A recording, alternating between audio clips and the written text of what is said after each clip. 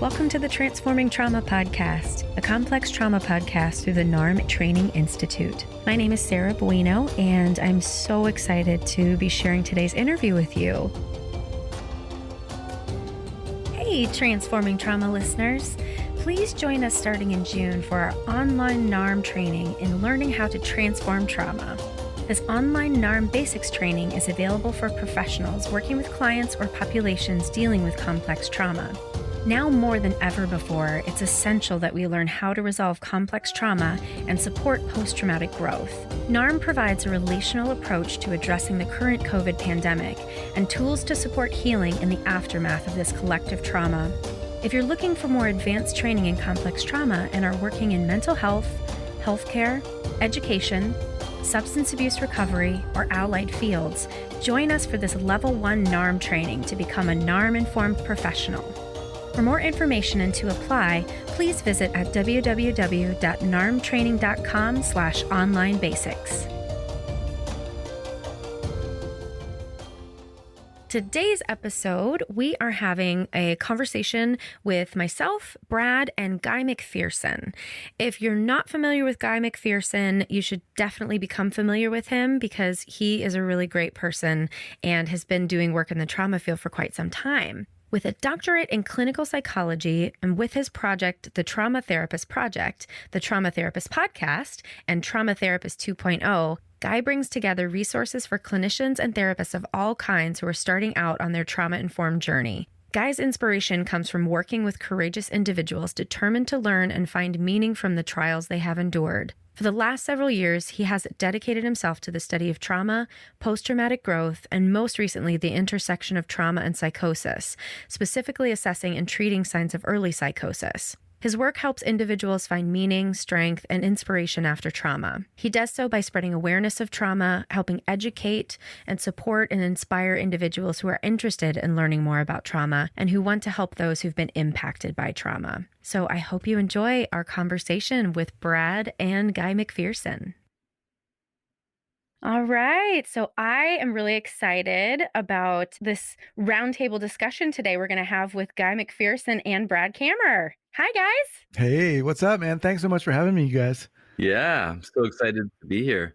Yeah. So for folks who have not had the pleasure of knowing Guy yet, Guy is the host of the Trauma Therapist Podcast. So we wanted to really kind of pick your brain and hear all your thoughts about the field of trauma. So no pressure, but you have to know everything.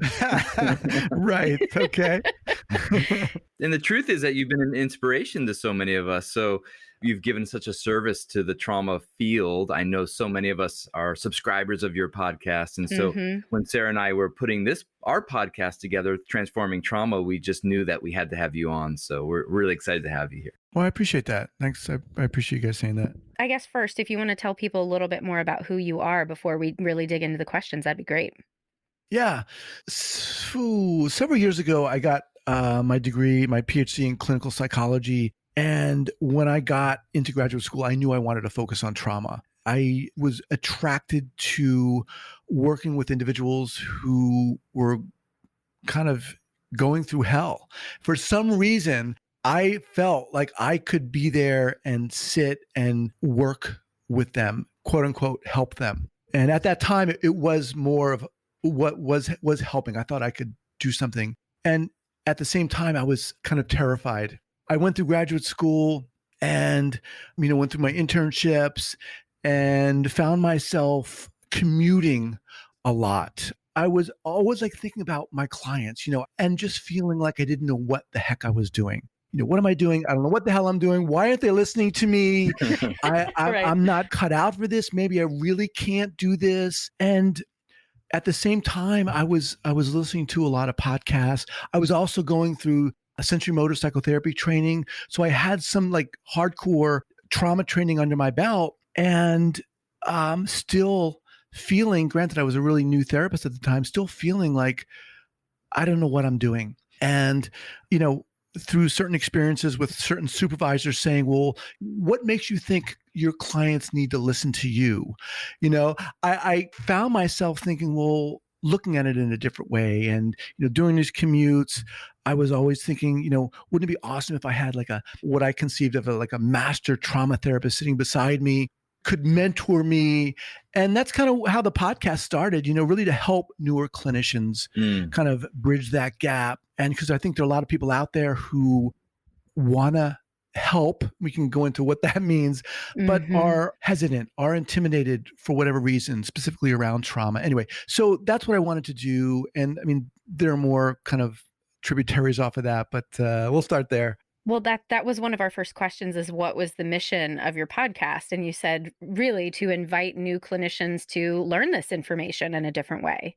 Yeah, that. And also, in one of my recent employment was at a clinic here in Northern California. We were assessing and treating young individuals who were showing early signs of psychosis. And 99.9% of those individuals had been impacted by trauma. And one of our jobs each day was to take these referral calls, from teachers, other therapists, and parents, and get the information about what was going on with this particular kid in most instances. And it always came back to, most often, they'd been traumatized. And it got to a point where I was like, what the heck is going on here?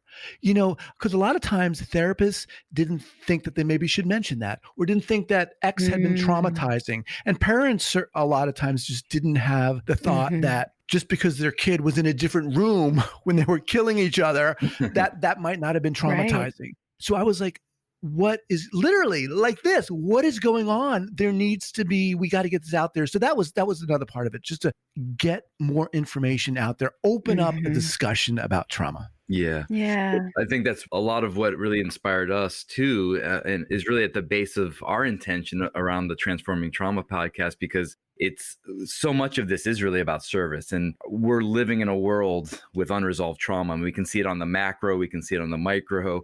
It's just so many people really can be supported by this information. And the more we kind of lock it behind the gates of the therapists and academia and stuff, I love the trauma-informed kind of approach, because it's like really bringing it into all these different areas. So not just in psychology, but also in schools, in prisons, in public policy for parents, and all these different ways. So again, I've been inspired by the way that you're doing that, because you are bringing these experts in, but you're also kind of like lifting the hood and helping kind of just general public understand more about how they can be supported by this information. Yeah. I mean, Brad, a big part of this for me has been my whole process, because it's like an equation. It's not just for me. I'm saying this for myself. It's not just the client. It's that other part. It's you, the therapist. Yeah. And because when I got into this, when I was in graduate school, I thought, well, I just need to read book A, B, C, D, and go to workshop 1, 2, 3. And that was going to make me the best trauma therapist that I could be. Yeah. And I had gone to back to school later. So I was like 36 when I got into graduate school. I'd been in therapy, I had done a lot of cool reading and was, thought I had that stuff nailed down, the self-awareness nailed down. And it's not that I didn't realize the importance of it, but I didn't understand the value of it and how integral it was to working with people who'd been impacted by trauma. Because that required me then to look at my own stuff, to look at my own trauma and how I was or was not dealing with it. And that was a huge kind of eye-opening experience for me. And then when I went on to later to work with those kids in that clinic, and we were assessing and treating those kids showing early signs of psychosis, I thought that, I needed to act a certain way or be a certain way, like a therapist should act. And I had this degree, and not that I was pompous, but that I needed to have certain information and I needed to do it a certain way. We're told that in school that we should.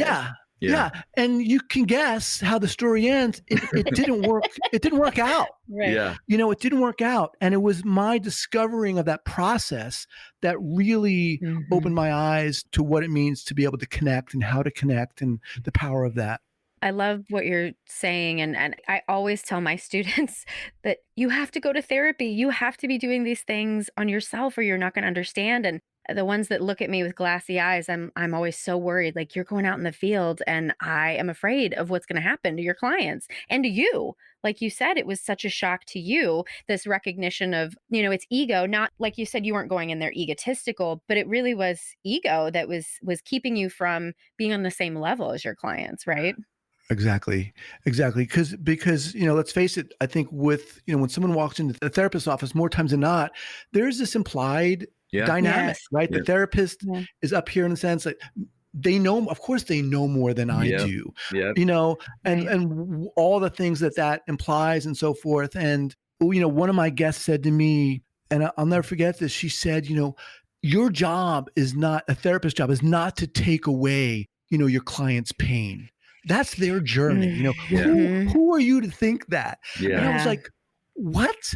Right. Wait a minute. Isn't this why I got into this field to help and so forth? Right. And that whole process of being willing and being able to look at, my own trauma and how being bullied when I was a young kid impacted me, and as other people have said, it's not that means once you get into a therapist situation, you're not going to be triggered or you're not going to have of course you are, but being able to deal with that and manage that and, utilize that, so forth. So you guys got me going already, man. Yeah. Great. One of the things I'm thinking about, we talk a lot, when we're looking at complex and developmental trauma, is this piece that you mentioned about the unequal dynamics. So like clients come in and they generally do look at us either consciously or unconsciously as part of the medical model. And it's like we're holding a certain kind of knowledge, a certain kind of treatment that we're going to do to them. And what we talk a lot in NARM about is that in itself is a reenactment of childhood trauma, that we were helpless children to a world, maybe parents, maybe adults or teachers or whoever, community, that were doing or not doing, in certain cases, things to us that were not working for us. And so when here 30 years later, 40 years later, they come into therapy and the therapist, kind of is hearing and attuning to them and hearing about their distress and immediately pulls out this model that they think is the right thing for their client, they are in some ways reenacting a doing to the client.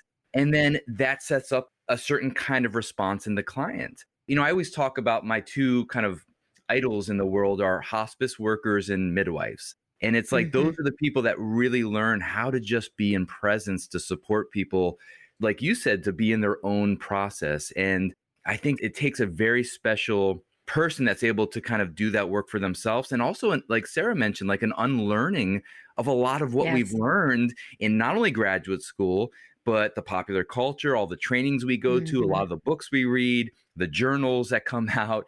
And I think that this, for relational trauma, is such a critical piece that you're bringing up. Yeah. I mean, I really appreciate what you're saying. And, it brings up the thought for me that especially, everything you said is true across the board, but I think really especially for people who've been impacted by trauma, because all of those things, in a sense, have been taken away from them. Especially when you're speaking of complex trauma, their self-belief, their self-worth, their safety, their idea of what it means to be a human, in a sense, has been torn apart. And if a therapist is able to go in there and, correct that balance, provide a corrective experience, that can oftentimes be jarring, certainly, but it also eye-opening too, and empowering. And that's very simplistic.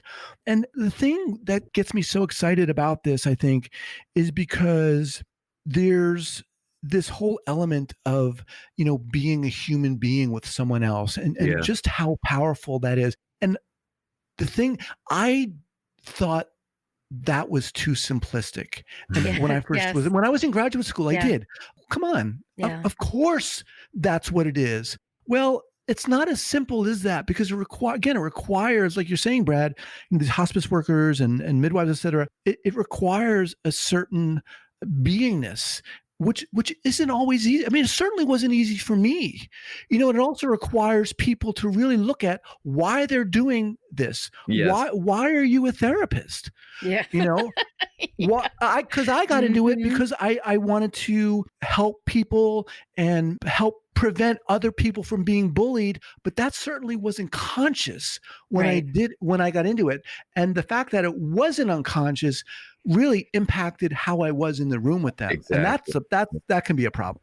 Yeah. And that that has been a huge piece of unlearning for me going through the NARM training, recognizing just how much I get in the way because I want to heal people. I want to fix people. I want to take their pain away. And I've watched myself, shift from addiction to trauma work. And initially when I started working with addiction, I had the, I've got to save you and doing all these codependent things and getting in the way. And I've developed tolerance for that now in addiction. But when my trauma clients pop up, I'm like, oh, that's exactly what I used to do with addiction work. I'm seeing it now in trauma, and it's all my own stuff. And it's so humbling.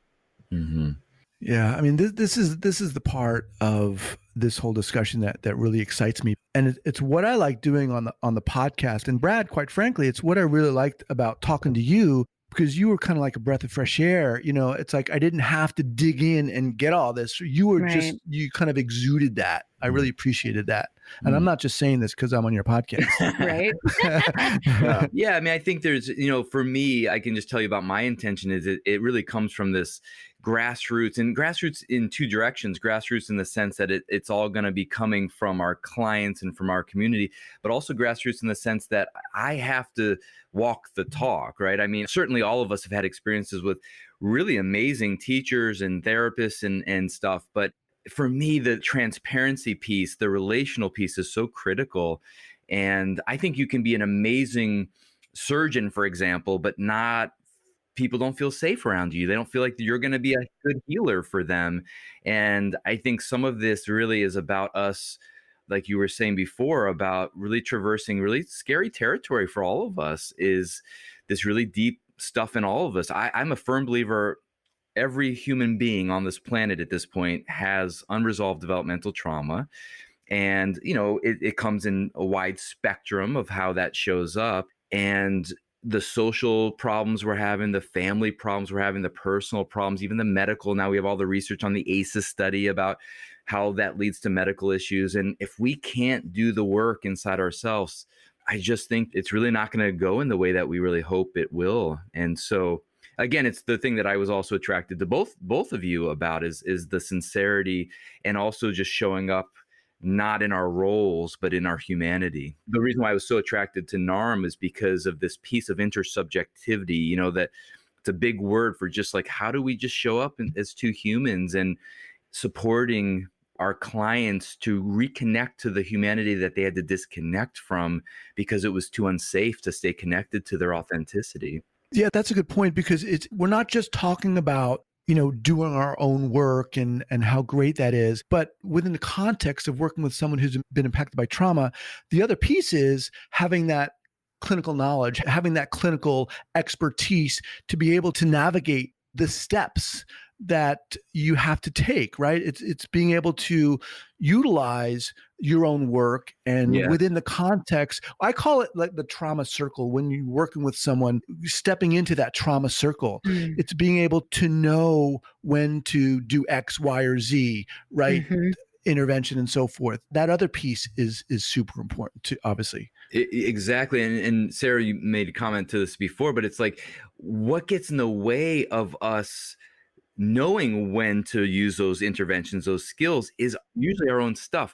In my teaching, I give this example. I don't know if you remember this, but in the 90s, they had these books that were like these 3D images that you would like look at, and then if you looked long enough, there would be like a heart Mhm. or a tiger that would pop out of the background. Do you remember those books? I do. Yeah. And so I could never see those, by the way, because I would look too hard. I would strain. But I really realized that, yes, it is about like really embodying the learning about how all these skills work and how to understand the nervous system and how to work with trauma. But the less I'm in my own way, the more I'm quiet internally when I'm sitting with the client, the more I actually see. And it's like when I'm starting to think about the client and what I should say next or what they said to me or how that makes sense, it's like I'm missing so much information. And I really have learned that so much through my mentor, Larry Heller, Dr. Heller, who created NARM, because there's a quietness that when we can really reach that place inside and quiet that noise, I can be so much more effective. It's unbelievable.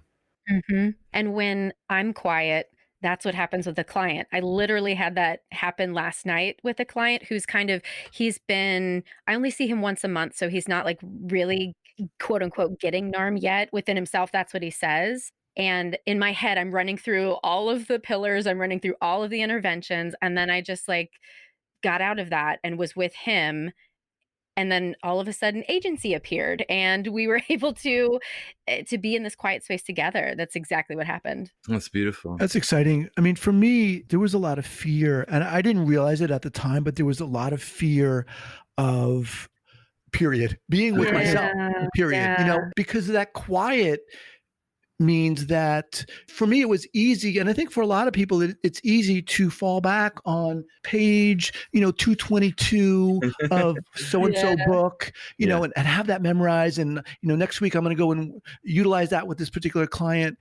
Because the other way, and what you're talking about, being with oneself means that, and being able to be quiet with oneself means that, and being able to manage that within the context, right, means that there's been a certain exploration, a certain excavation and work done. And that requires, oftentimes I think, a lot of courage. Because oftentimes we don't want to go back and see what happened or what is happening or how our story has played out and how that defines us. That's what happened with me, and I'm not saying I've achieved some Zen master state, by no means, but it's gotten to the point where I don't feel like I need to have answers. And when I was working with those kids, it clicked for me. It clicked because the other way wasn't working. When I had my proverbial therapist hat on and my, proverbial attaché case filled with all my interventions, the kids can right there. It was baloney. It was crazy. I was going to say one thing that I also really, really appreciate about your podcast is that I think you might, maybe correct me if I'm wrong, but I think you start with this at the beginning of your interviews. You ask about a mistake, a clinical mistake and these are like worldwide experts, and you're asking them to be vulnerable from the very beginning, which is just a really cool thing and a brave thing for you to do. But one of the things I love about it is, and Sarah knows we've talked a lot about this together, but it's like, that one of the things that we do with experience is, particularly if we think it's supposed to go a certain way and we make a mistake, we use that information to beat ourselves up. We use it to shame ourselves, to reject ourselves, to, really kind of hate on ourselves in a really intense way.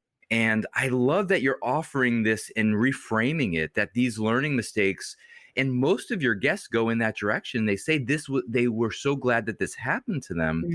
And I wanted to bring it up because for me, there's a parallel process of that question to this idea that trauma can lead in a direction of us really getting into a lot of distress, and it can ruin people's lives. And it can also lead to what we call post-traumatic growth, that if we relate to the trauma in a different way, that of course we never want to go through that experience again. You never want to get bullied again, but that allowed you to have this platform where you're bringing this passion into the world and helping all these people. And I just think that that's such a gift that you're bringing to our field and specifically to the trauma field. I really appreciate that. No, thank you for saying that. That question, it's interesting that you bring that up because a lot of people respond to that. A lot of the listeners respond to that question. And it became very interesting to me because the theme started emerging of the mistakes, quote unquote, or errors, however, you want to label them. Most of the times they're not, oh man, I didn't get such and such intervention right, but it was about themselves and how they, for whatever reason, weren't able to show up or didn't show up or were scared to show up. And that really made me reflect on my own stuff and my own self. So people resonate with that, it's, yeah. I mean, this whole idea of, what it means to help and what it means to heal and who's doing the healing here was another learning experience for me, because I thought, well, I'm a therapist. I went to school. I am helping you. I can help you. I can help you heal. Not that I'm a magician, but what about the client's own story and power and healing journey that it started before they got into the room with you? All these things I think really speak to the relational component. And that's one of the things I think in this field that a lot of phrases get tossed around, like authenticity and genuineness and so forth, which are great. But what does that mean to be authentic? What does that mean to be genuine? And again, within the context of, working with someone who's been impacted by trauma too. Yeah. I think it really relates, from my perspective, the disconnection that happens through childhood is ultimately a disconnection from our own hearts. And we then are afraid the rest of our lives about being vulnerable, because vulnerability is an essential ingredient to be really connected intimately to another person. And so we get in this bind where we're really protecting against what we most want. And again, I just think it's so cool that you asked that, because we all want vulnerability on a deep level. When talking about trauma, like when major traumas happen, 9/11, whatever it is, people come together. Yeah. That's what you see. That's the initial response you see before things start to kind of implode after a few days. But initially, people come together because their hearts, when I went down with the somatic experiencing outreach program after Katrina, people were telling us all these stories about how people in Louisiana were so different. The whole community was different. People were letting neighbors, people they had never talked to, just, live in their house and eat with them and break bread in these different ways. And it was like something broke down. These strategies of protection broke down, and they were just living in heart connection and connected to their grief, connected to the anger at God or, what was going on. It was like there was these ways of just connecting again in this human to human level. And I think that, us who are working in the trauma field, in some ways, we do have a little bit more of a door cracked open to it, because we're working with people who have had this break inside them. And it gives us an opportunity for really meeting them in a more vulnerable way. And particularly, like you brought up this piece about, the relational piece of it, it's like how if we're connected to our own vulnerability and how we're relating to ourselves through these errors and mistakes and learning and stuff, then we can, again, I think teenagers are the best, they can sniff out the bullshit so easily. But I do think that even our adult clients, it's like on some level, they know when we're really meeting them and when we're not. And you can't learn that from a book. You can't read an attachment book and learn how to be attuned. Like, it really has to be this cultivation that we do inside ourselves. Yeah, to me, I think, I've talked a lot about why this whole topic excites me. Another reason is it really, I feel like it requires you to like step off the tip of this diving board, because you don't know what's going to happen, and we're talking about vulnerability here. You almost can't know what's going to happen. And oftentimes when you're coming out of school, you need to know what's going on. You're just like clinging to certainty, and this is almost the antithesis of that. And it may mean that, you're not going to have an answer, or you're not going to know what to do, or you're not going to know what to say. And how do you handle that? There was one, if I may just share a really quick story that really changed things for me. And it was, when we were working with these kids, we had this assessment that was literally, it was 40 pages long. And it was this big, thick thing that initially turned me off. It's like, this is not why I want to do this. But, we would bring in this kid, and oftentimes we worked with a co-therapist. And we, in the beginning, I was reading this thing verbatim and, marking down what everything was saying. And you weren't connecting, and you weren't finding out what was really going on with these young kids. And at some point, I really remember, weeks where I would like be reading a book and like, okay, so next week I'm going to use this with that, Sarah, who's 13 or whatever. I know this particular intervention is going to work. And after doing that several times, I remember this one kid walked in and we started the assessment and we started the questions, and he had been through multiple therapists, multiple, other clinicians, and nothing was helping. And we got to a point in the assessment where I had it, and I dropped everything. I dropped how I thought I was supposed to be. And I said, okay, look, just put this down. You've been to this clinician, that doctor, your parents. What are people not seeing? What are they not hearing? What do they need to hear? And it was a combination of just dropping all of my BS and phrasing something in a way that obviously wasn't the assessment in the sense, that allowed everyone in the room to just to sink down, and the relationship was like forged in that sense. And that, like, I'll never forget that, because I felt like I didn't need to know something. I didn't need to have the answer. But what was so important was just that connection. Yeah. I didn't feel like I needed to be anything but myself. It was enough. And I'd love to jump in with a question, because as we're talking about the vulnerability of the therapist, I'm listening with the ear of a client who might be listening to this podcast, a client who might need, quote unquote, need their therapist to have the answers. So what would both of you say to that client who's like, wait, you can't be vulnerable. You can't be human. I need you to save me. Well, my first thought is they're not, mutually exclusive. Just because someone's vulnerable doesn't mean they don't have the answer. Yeah. And the other thing is too, again, it comes back to what is healing, what is helpful. And that's something that hopefully would be discussed with the client beforehand. But just because someone has an answer doesn't necessarily mean that that's going to be help. And whose answer is that? Who's coming up with that answer? Right. So again, vulnerability doesn't necessarily mean weakness or, not having an answer. To me, it means being very present and being willing to be present, and for it to be okay to not have the answers as if someone's a therapist and so forth. But this ability, I think, for a therapist or the allowance for a therapist to let it be known that the client has the power, is in the driver's seat, is really empowering and important. Yeah, I think you said it so well. It's a great question, Sarah, too.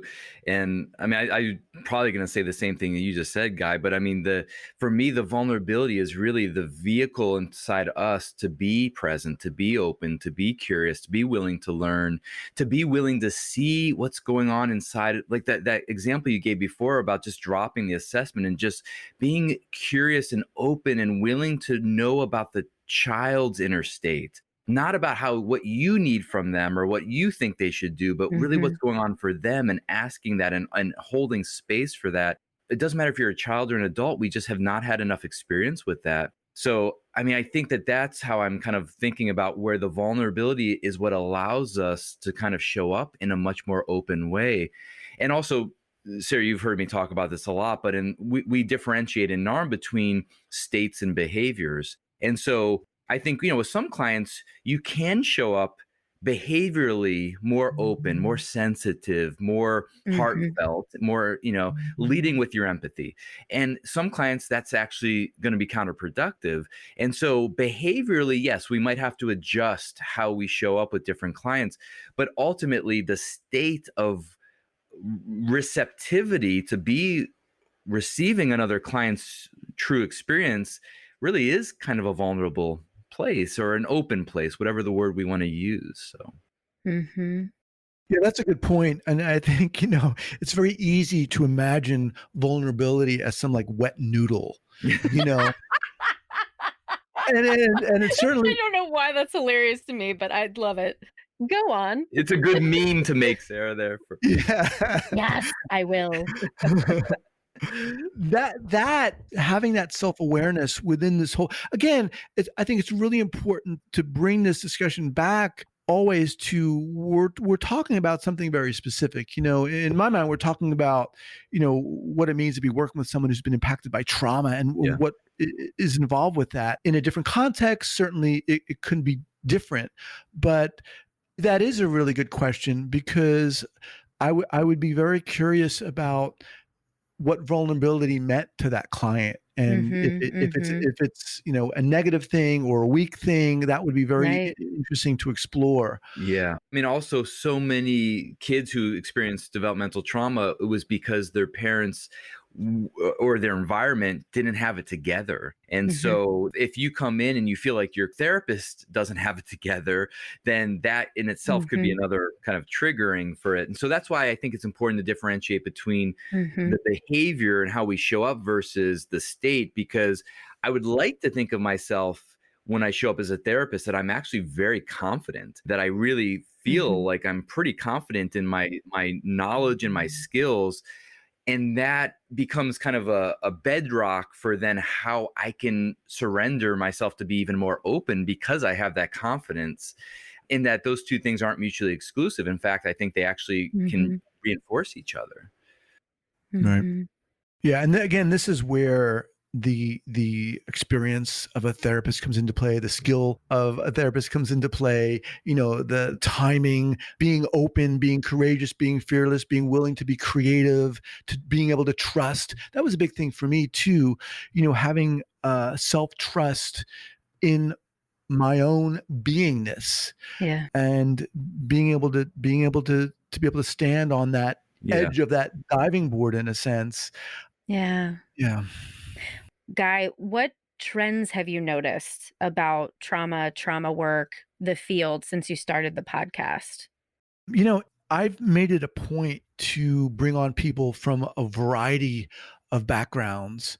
And one of the things that has come up for me is an appreciation for specializations, but not to the exclusion of relationship. I think more seasoned therapists are appreciating the importance of specializations, but not to the exclusion of the importance of the relationship. Because I think it's very easy to feel that, X modality is the end all be all, or Y modality is the end all be all.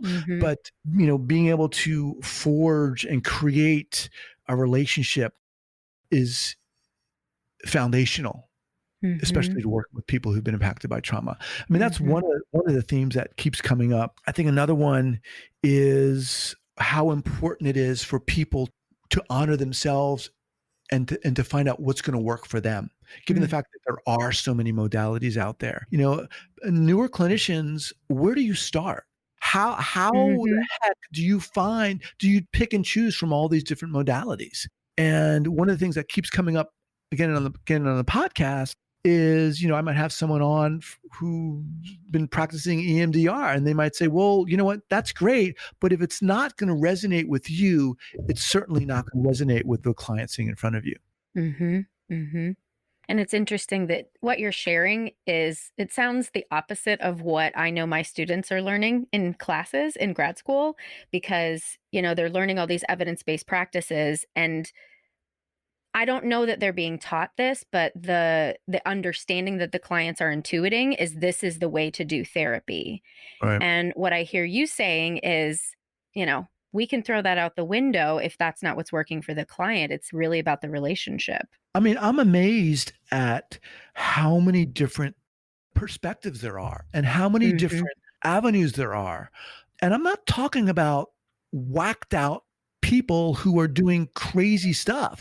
I'm talking about seasoned therapists who are approaching this from different angles, but there's a commonality there. There's an understanding for how trauma impacts the brain and the body, but they're doing it in different ways, and having an appreciation and an understanding for that, and to be able, as a student, as a newer clinician, to be able to know yourself such that you can say, well, this resonates with me, or that resonates with me. Let me try to pursue that more, learn more about that. I mean, those things are kind of have been coming up a lot as themes.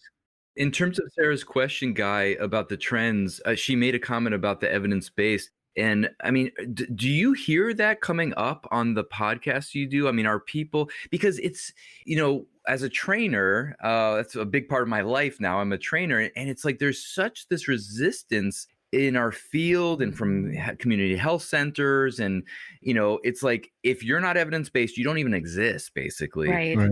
And I mean, is that what you're hearing? I mean, from the people that you're interviewing on the podcast? I wouldn't say that. I will say that, it's interesting. A lot of the people that I've had on the podcast, a lot of the like huge names like, Bessel van der Kolk or Bruce Perry really share a similar perspective on evidence-based practice, which is, for the most part, it's not the end all and be all. Mm-hmm. It's certainly not the end all and be all. I was talking to a clinician today who's been doing this for 20 years, who worked with Mary Ainsworth and whose supervisor was Christine Courtois, a very well-respected trauma therapist, who said that evidence-based practice, he had been working with the VA. We're kind of opening up a can of worms here, but he was saying that evidence-based practice in the VA is they're continuing to push these practices that really don't really have the evidence behind them. Uh-huh. And what's happening is that a lot of these other modalities aren't getting the attention, aren't getting the funding, and oftentimes people aren't pursuing them in terms of the clinician, aren't practicing them because they're working within a context where they only can, utilize evidence-based practices. Exactly. And I want to define for the listener what evidence-based practice is, because I know that my students don't necessarily understand that evidence-based practice essentially means that it's studied by science and it's replicatable. If it's not an evidence-based practice, that doesn't mean that it doesn't work.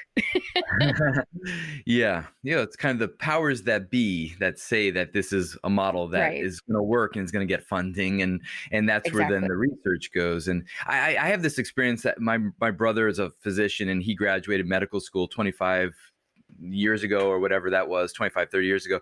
And you might know Dr. Dean Ornish. He was big in, he still is, I think, about teaching about like type A personality and changing diet and things like this, about, helping people that were having cardiovascular disease. So he was the keynote speaker at this really prestigious med school, and he got booed. There was doctors in the crowd that literally booed this guy 25 years ago for saying things like working with a more plant-based diet, things like meditation, yoga. 25 years ago, medical students, medical people booing this guy. And now you can't find a hospital probably in America that doesn't, have some of these things that are integrated into the treatment. And, as someone that's using a model, two models, I'm a trainer in both somatic experiencing and NARM, and both models are not fully deemed as evidence-based. And it's so frustrating because people are in need. And if things are working, then of course, I understand the value of it, but the hoops that they put and the obstacles they put in the way of people who can't afford to go to private practice, they can't afford to do these retreats in, Tulum, Mexico, but they need support to help them address their trauma.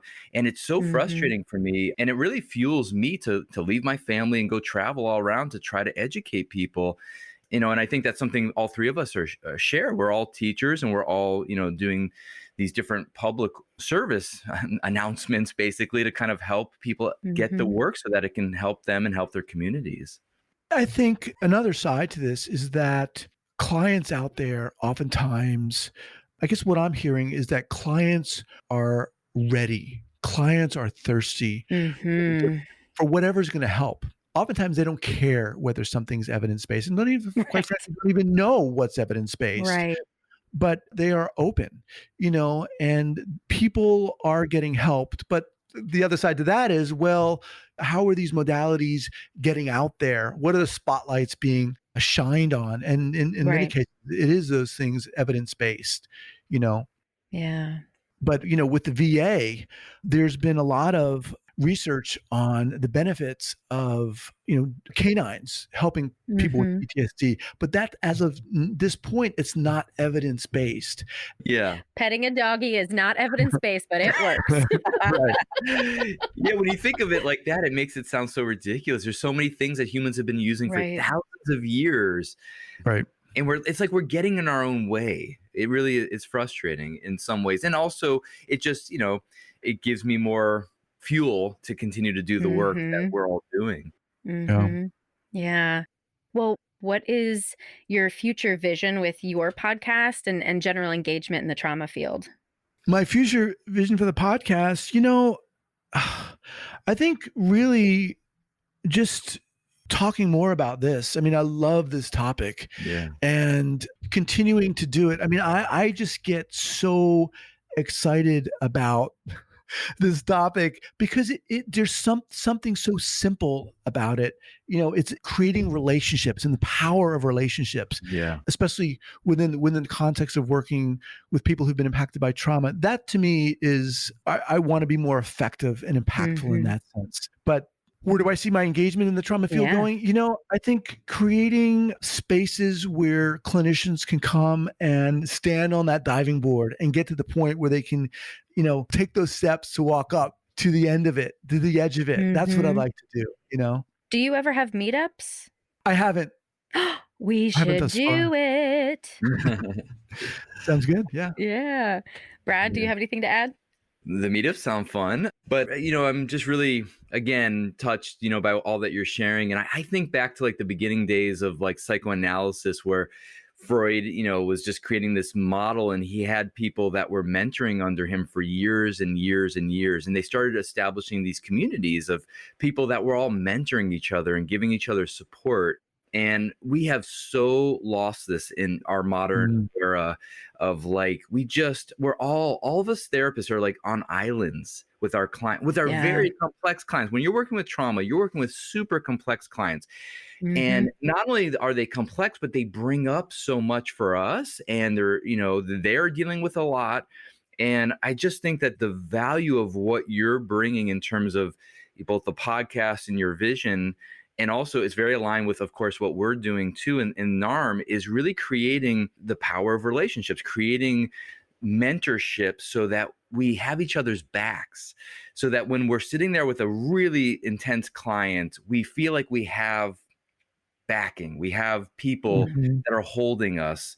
And I say this in the trainings all the time, but like, we needed this from our parents, and our parents needed this from their parents, and our grandparents needed it from their parents. And if all of that was intact, then we probably wouldn't be spending so much time doing all the work on ourselves that we're now doing. And I think that this is really for, again, I'm just so happy we had you on here, because I know that we share this together, and, we want to continue to promote all of this great stuff you're bringing to our field and to the world. So thanks so much, Guy. Awesome, man. I appreciate having me on. It was a pleasure talking to you guys. Yeah, thank you. Yeah, and Sarah, thank you for continuing to be the steward of this. We really appreciate all that you're doing as well. So thank you for being this great host for our podcast. Thank you. Thanks so much for joining us for today's episode. If you want to learn more, you can go to the show notes or visit us at www.narmtraining.com/transformingtrauma. The Transforming Trauma podcast is brought to you by the NARM Training Institute. NARM practitioner trainings for mental health professionals are offered across North America and internationally. Please join us starting in June for our online NARM training in learning how to transform trauma. This online NARM basics training is available for professionals working with clients or populations dealing with complex trauma.